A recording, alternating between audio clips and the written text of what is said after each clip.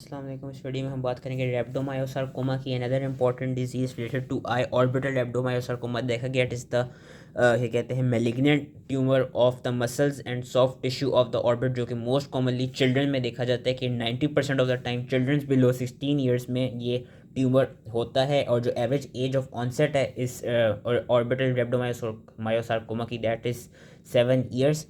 It arises from undifferentiated mesenchymal cells and it also has the potential to differentiate into striated muscles. Histologically तीन types का होता है। Embryonal, जो कि most commonly देखा जाता है 85% of the time young children में जो प्रेजेंट होता है।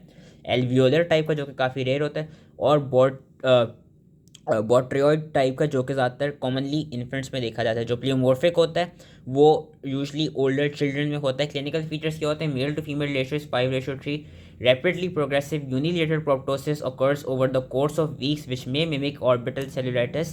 और कुछ एडवांस केसेस में इसकी काफ़ी सिवियर प्रोप्टोसिस हो जाती है, जिसकी मैं अभी ये बड़ी अनकंफर्टेबल सी इमेज दिखाया तो ये हम देख सकते हैं बच्चों में इतनी सिवियर प्रोप्टोसिस हो जाती है। और प्रोप्टोसिस में जो ज़्यादातर कॉमन एरिया होता है वो सुपीरियर क्वाड्रेंट देखा जाता है ऑर्बिट का, क्योंकि हम ये देख सकते हैं जो सुपीरियर क्वाड्रेंट है ऑर्बिट का, that is most commonly affected. जो सुपीरियर नेजल साइड होती है ऑर्बिट की, that is most commonly affected as it's written here के commonly involves the superior nasal or the superior quadrant, लेकिन it can invade any part of the orbit। जो swelling and और अच्छा, इसमें एक और चीज़ याद रखनी है कि there is swelling and redness of overlying skin but skin is not warm। कि जो स्किन होगी वो स्वेल तो कर रही होगी और उसमें रेडनेस भी होगी, लेकिन it would not be warm. And एक और जो इसमें एक हमको फीचर मिलेगा कि जो पेन होगा वो बहुत लेस कॉमनली हमको मिलेगा।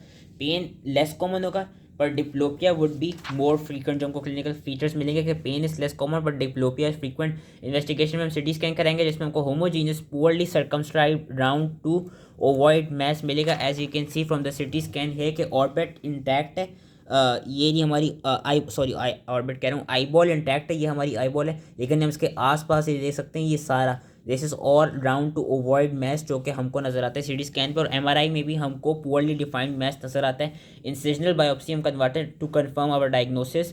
ट्रीटमेंट के लिए अगर तो ये मैस जो है ये वेल सर्कमस्क्राइब्ड हो और लोकली प्रेजेंट हो तो इसकी हम सर्जरी के थ्रू कर लेते हैं, सर्जिकल एक्सेशन कर देते हैं। वरना अदरवाइज हमको एडवांस ट्यूमर की कंबाइंड रेडियोथेरेपी और कीमोथेरेपी करानी पड़ती है। So that was all related to rhabdomyosarcoma. I hope ये चीज़ समझ में आ गया। Thank you.